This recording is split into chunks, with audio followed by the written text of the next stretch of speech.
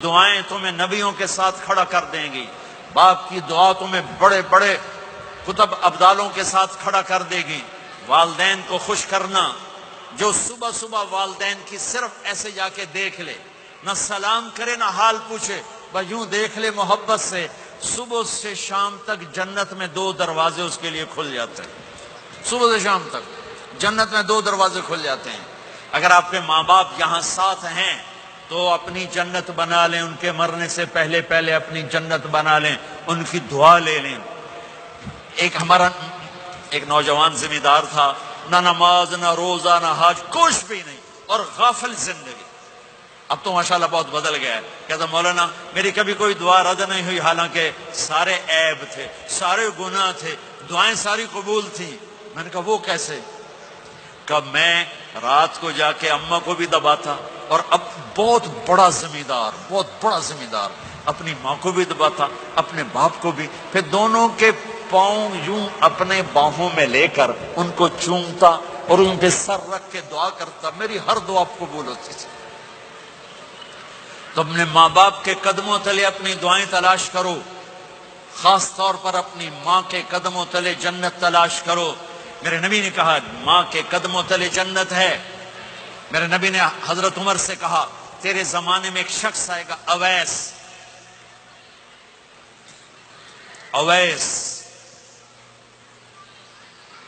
وہ رنگ کا ہوگا کالا، قد کا ہوگا چھوٹا، اور قبیلہ ہوگا قرن۔ جب وہ آئے تو اس سے دعا کروانا، تو بھی اور علی بھی۔ کہ وہ کس لیے؟ کہ اویس نے ماں کی خدمت کر کے وہ مقام حاصل کیا ہے، جب ہاتھ اٹھاتا اللہ ہاتھ رد نہیں کرتا۔ عمر علی کو اویس کی دعا کی ضرورت نہیں تھی، ہمیں سکھانا تھا۔ اس عمر کے زمانے میں ان کو پتہ چلا کہ اویس آ گئے ہیں، ان کو ڈھونڈتے ڈھونڈتے پہنچے میدان عرفات میں، نفل پڑھ رہے تھے، یہ ان کے پاس بیٹھ گئے۔ انہوں نے دیکھا 2 آدمی آ گئے، انہیں سلام پھیرا۔ حضرت عمر نے پوچھا کون ہو؟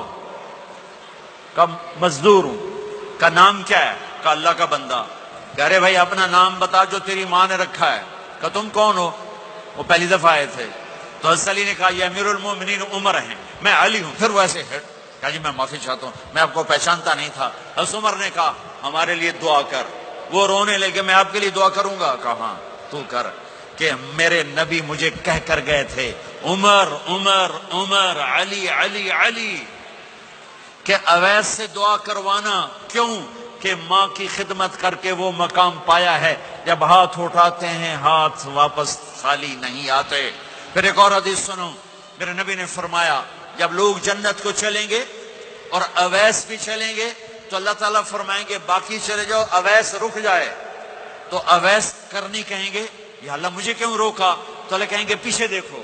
وہ پیچھے دیکھیں گے، جہنم میں لوگ کھڑے ہوں گے، اللہ فرمائیں گے تیری ماں کی خدمت، جہاد نہیں، نماز نہیں، روزہ نہیں، حج نہیں، زکوٰۃ نہیں، علم نہیں، ذکر نہیں، تبلیغ نہیں، تیری ماں کی خدمت۔ آج اس کا صلہ دیتا ہوں۔ یہ دوزخ والے کھڑے ہیں، جدھر جدھر تو اشارہ کرے گا تیری طفیل سب کو جنت میں ڈال دوں گا۔ اویس، اور یہ اویس کے ساتھ بشارت نہیں، جو ماؤں کو راضی کر کے مریں گے ان کے لیے یہی مقام ہے۔